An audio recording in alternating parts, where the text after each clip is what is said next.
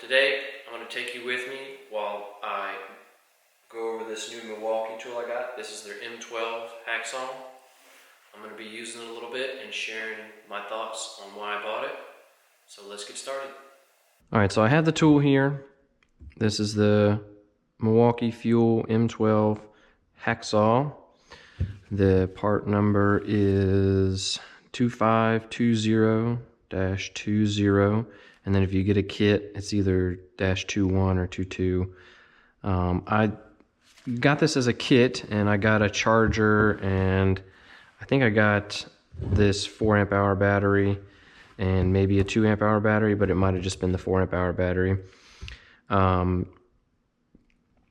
I got this over a full-size one. I have a full-size one in here I'm going to show you, but I wanted this because I wanted to be able to cut something in tight spaces, not necessarily wood. Like I'm gonna use this wood and put some screws in it and kind of show you that.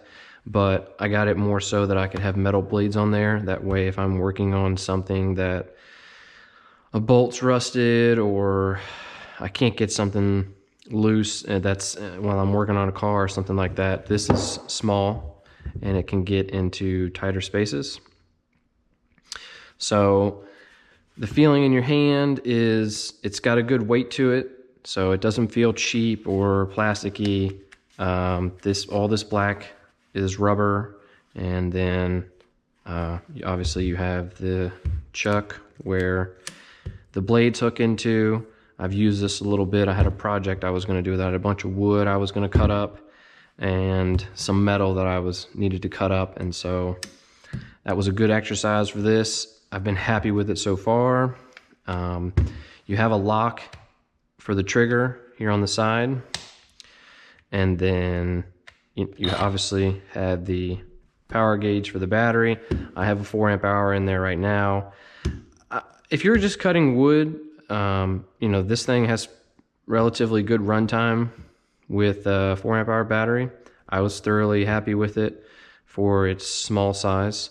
So, it's obviously very useful, and we'll show you this a little bit. So, it's got a definite sound to it to where, it feels like it's going to work, but I got that to try to not have to use something like this. This is a DeWalt.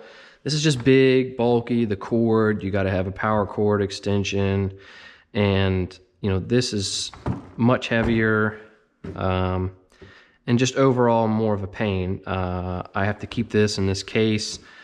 I can store my Milwaukee one in my toolbox. It fits in one of my smaller drawers in my toolbox.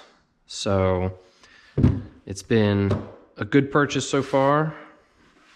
Alright, so I'm going to put a link in the description if you wanted some more specs. I'm not really super familiar with, what you would use as a spec for this, but I'll just put a link to Milwaukee's site to kind of let you go there if you wanted to know any more about it.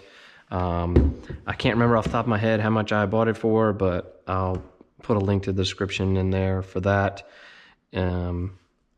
I ordered it from Home Depot, but you can get it from Amazon or anywhere else online, and I'm sure they'll all be the same for the most part as far as prices. But I just wanted to share some uses for it. Obviously, it's going to be pretty simple of what you're going to use it for. It's going to be to cut stuff. So when I bought it, I got this little pack of blades here, and so far I've been happy with these little blades. It came with just this one little 4-inch blade.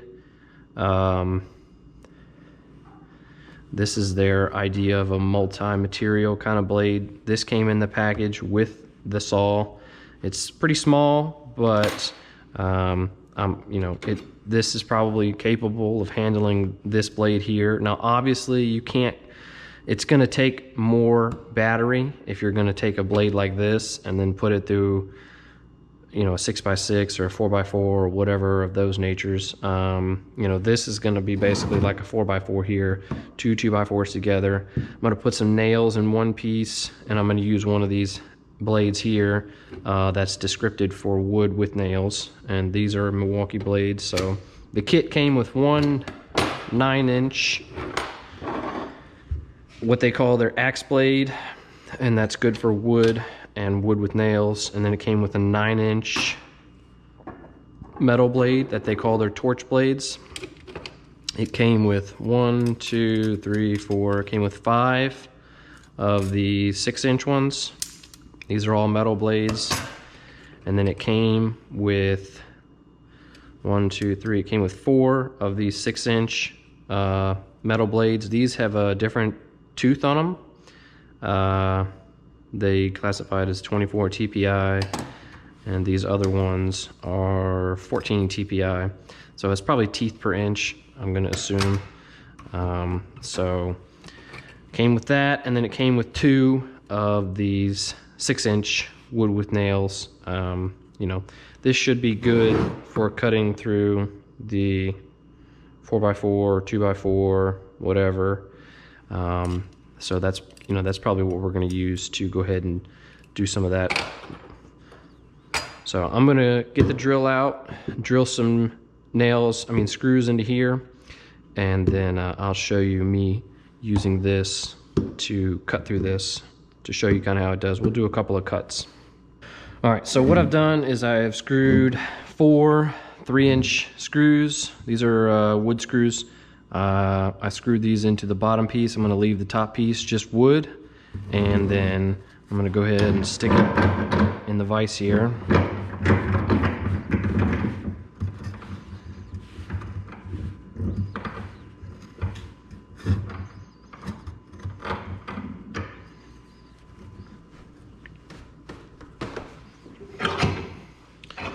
All right, so now that we're in the vise, we've got the wood down tight, so that way I can saw through it, and we're going to do a couple of cuts. This is one of the 6-inch blades, and this is a fresh one, so let's see how it does.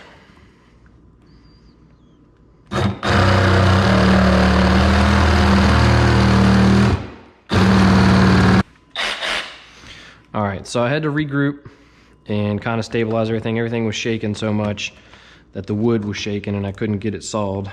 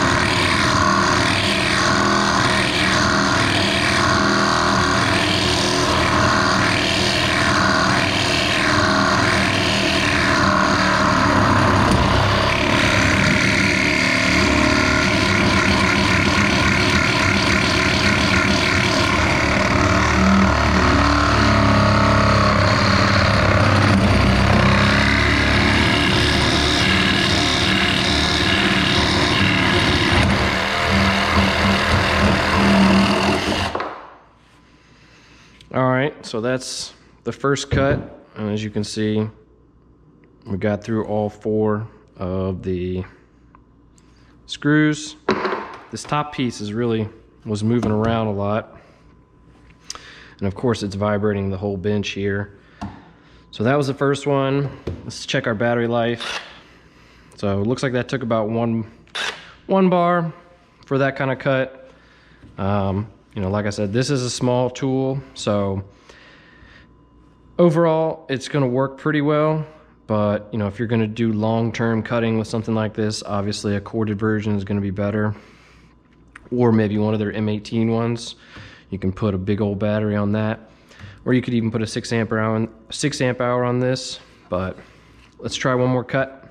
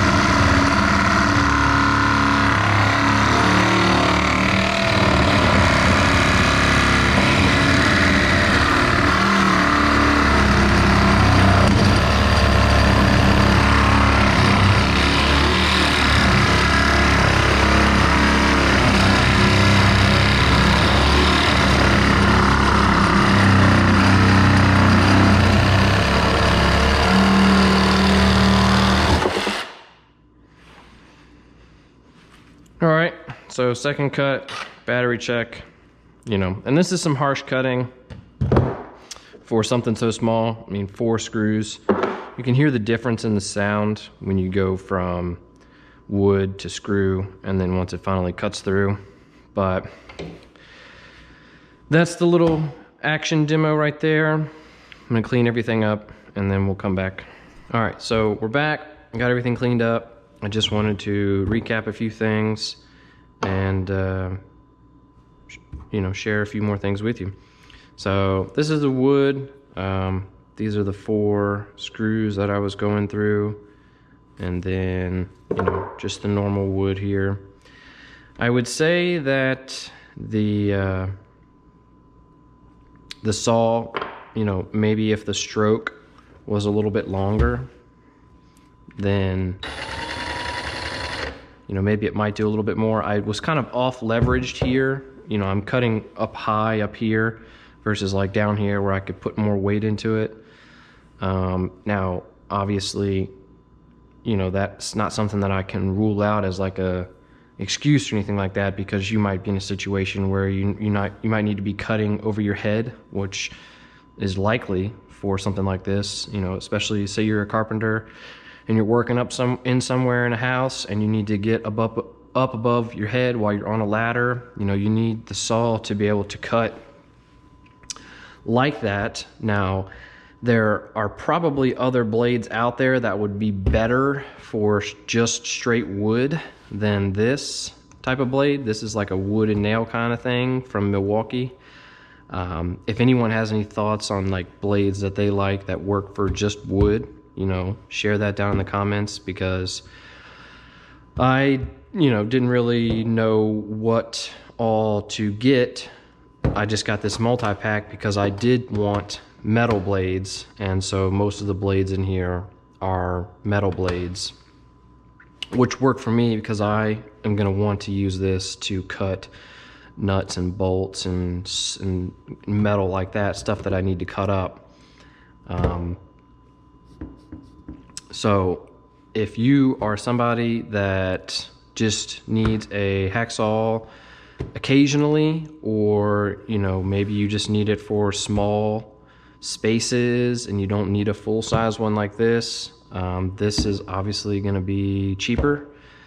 It may not be cheaper than like a cheap version of a corded one, but it's going to be cheaper than a big battery-powered one, or even some of the nicer corded versions. So if you're just somebody that needs it occasionally, or if you're like me and maybe you work on cars and you just want to be able to get up under a car in a tight space and cut off a seized nut or bolt or whatever, then I would say that this is a good option for you. If you have any more questions, just put them down in the comments. I can do my best to answer them. Like I said, I'm going to put a link in the description to this, so you can look up any specs or anything like that. And if you have any experience with it, go ahead and share that too. I've been happy with it so far, and I think anyone that purchases it would be happy with it, as long as you're using it under the right circumstances. So that's going to be it for me. Thanks for watching. Like the video, comment, consider subscribing, and I'll see you on the next one.